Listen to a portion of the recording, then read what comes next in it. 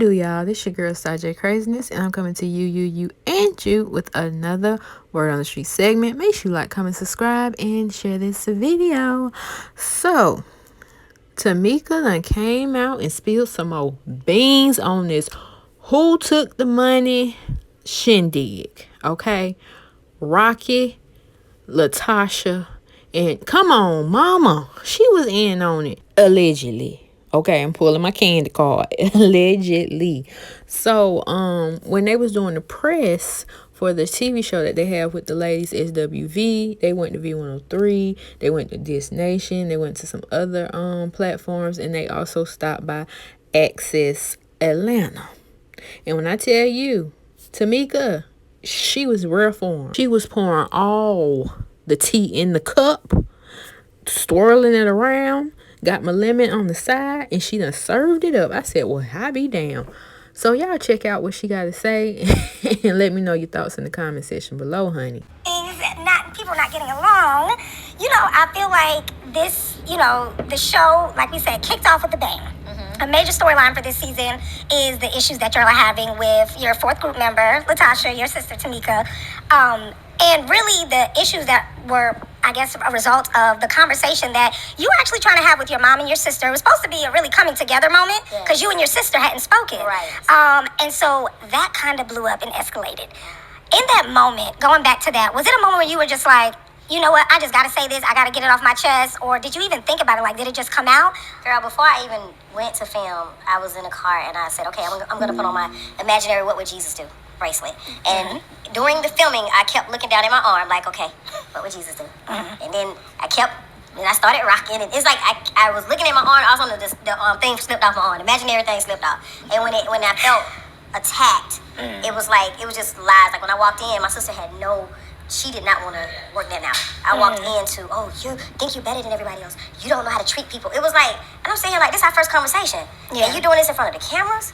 Like, we supposed to be making up right now. So, and I even brought my daughter. A lot of people's like, why she bring her daughter? I brought my daughter because I was like, if they see my daughter, they're like, this is my niece. You know what I'm saying? Let's be a big family. But honey, it was like she was sitting there, but she wasn't. Like, they just totally ignored her sitting there.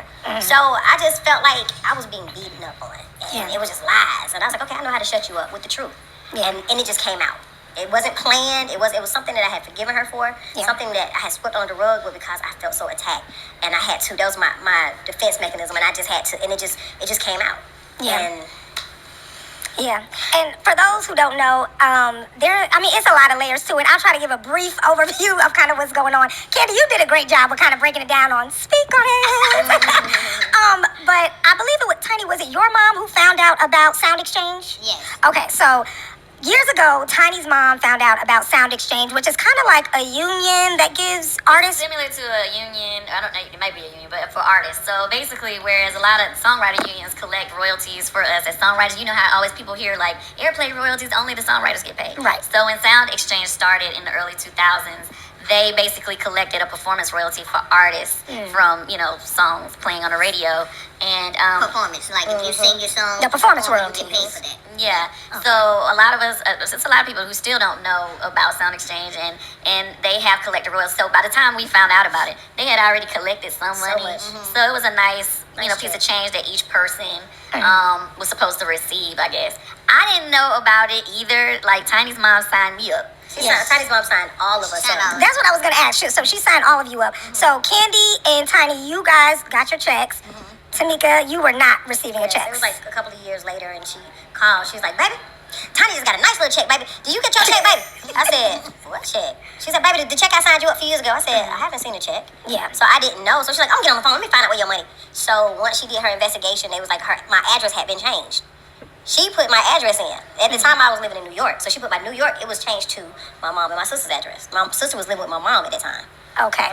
And so you still really don't know how the address got changed. No. So I know, but I didn't do it. Miss Diane didn't do it. Yeah.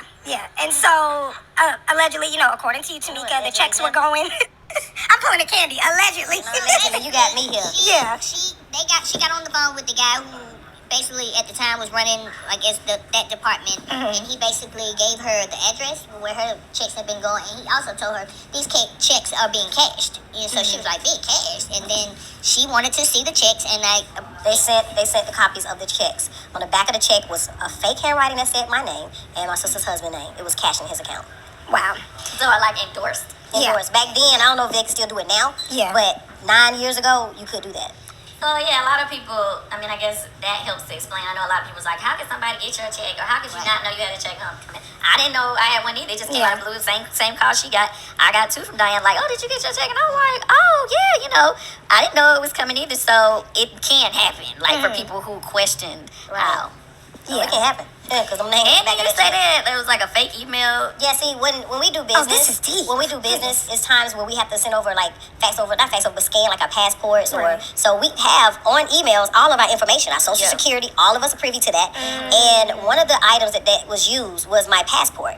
So when they sent me the picture of the passport, I looked at my passport. I had not signed my passport, but the same passport was signed, which was a piece of paper that somebody forged my name that was sent to them.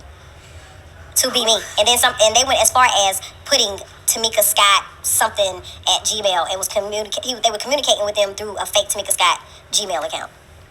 There are so many layers to this. There's a lot of layers. I mean, and it's all true. There's no lie. There ain't no lying in it. so your sister LaTocha, I know she's saying obviously that it's not true. She didn't have your check. Is she offering you any kind of explanation about what might have happened since she's saying she didn't get it? No. When it happened, the year it happened, she was quiet.